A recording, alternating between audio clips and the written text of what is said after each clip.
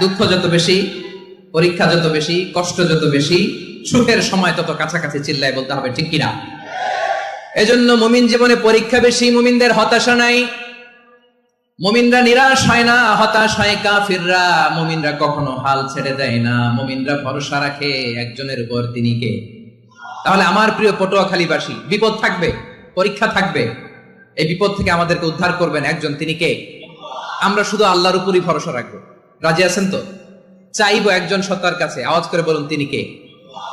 একজন সত্তার কাছে চাইবে। বিশ্বনবী ওনার চাচাতো ভাই আব্দুল্লাহ ইবনে আব্বাস রাদিয়াল্লাহু তাআলা আনহুকে বললেন, ইয়া আব্দুল্লাহ ইবনে আব্বাস, হে আব্দুল্লাহ ইবনে আব্বাস, ইযা সাআলতা ফাসআলিল্লাহ, যখন চাইবে আল্লাহর কাছে যাও।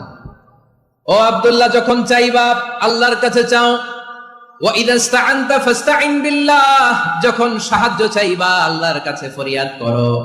জেনে রেখো ও আব্দুল্লাহ, ওয়া আলাম আন্নাল উম্মাতা লাউ ইজতামাআত আলা আন ইয়ানফাউকা বিশাইইন লাম ইয়ানফাউকা ইল্লা বিশাইইন ক্বাদ কাতাবাহু আল্লাহু লাক।